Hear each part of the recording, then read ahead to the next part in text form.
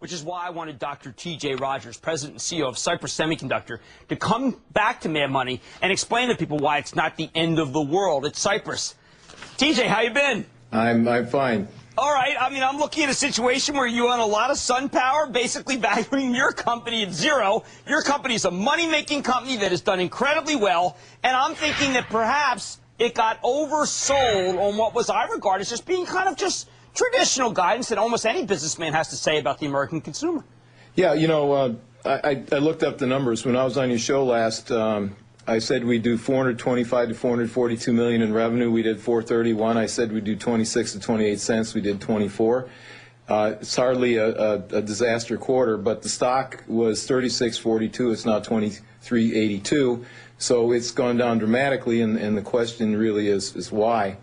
There is an answer to that question, and that really is SunPower. From the last time I was on the show till yesterday, SunPower has gone down from 128 bucks to 81. And that decline, SunPower, by the way, made their quarter and is executing well. That decline is $49.50. Wow, that's a lot of numbers. In our third edition of Clip Critique, we find a very common interview, one with no huge gaffes, but any PR pro does observe plenty of missed opportunities. This CEO, T.J. Rodgers of Cypress Semiconductors, appears on Jim Cramer's CNBC show.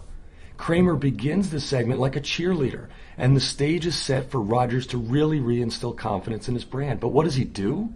He rattles off a dizzying tally of numbers to show that Cypress is indeed on strong financial footing. I'll give Mr. Rodgers a C+ for his performance. After all, it's no disaster. But he's made the mistake many CEOs make. He assumes that if you bury the viewer with impressive numbers, they have to come around and change their perspectives. Perhaps it will work for some, but not most. The result is a ho-hum response.